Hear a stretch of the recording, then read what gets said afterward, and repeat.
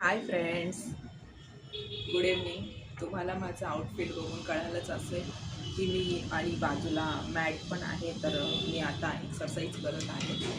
तर व्हिडिओ बनवायचं कारण एवढंच होतं की खूप दिवसापासून चाललेलं एक्सरसाइज करायची, पण तो दिवस काही येत नव्हता. नवीन वर्ष देखील आलं, 1 महिना पण गेला, फेब पण आला, तोही चालला आहे, पण एक्सरसाइज करायचा वेळ येत नाही आहे.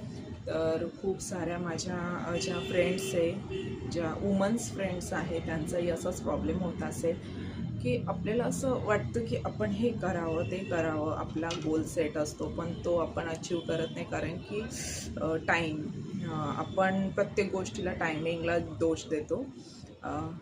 भरपूर कारणं असतात. आपण म्हणतो की बोलणं सोपं असतं, पण एक 40 मिनटं काढायला काहीच बोलतात ना की प्रॉब्लेम नसला पाहिजे, की आपण इतकं लाईफला कॉम्प्लिकेटेड आणि बिझी करून टाकलं आहे की आपल्या लाईफला 40 काय 10 मिनटं काढणं देखील आपण अवघड करून ठेवलेलं आहे.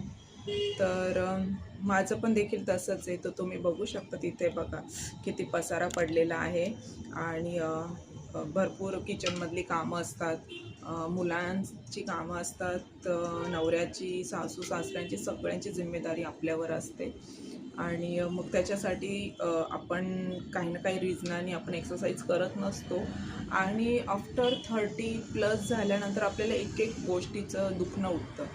तर आपण इग्नोर करत जातो आणि आत्ता जर आपण लक्ष दिलं नाही तर आफ्टर 40 नंतर जे प्रॉब्लेम्स होणार आपल्याला. आत्ता तर इवन 35 नंतरच मेडिसिन खावी लागते, ब्लड ब्लड प्रेशर म्हणा, शुगरची म्हणा.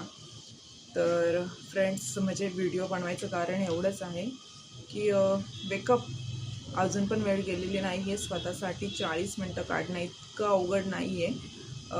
मे बी मला इतकं चांगल्या पद्धतीने सांगता येत नसेल, बट मी तर आजपासून सुरू करणार आहे आणि केलेले देखील एक्सरसाइज आहे आणि डेली करायचं आहे. मी ठरवलं आहे, काहीही झालं तरी 40 मिनटं काढायची स्वतःसाठी.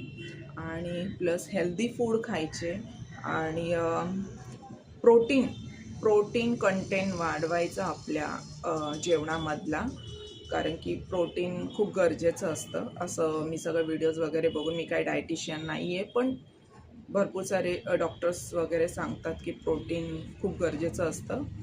तर कार्ब वगैरे आपल्याला कमी करायचे आहे. शुगर आपल्या डेली लाईफमधून, म्हणजे बोलतात ना, 90% तरी आपल्याला काढून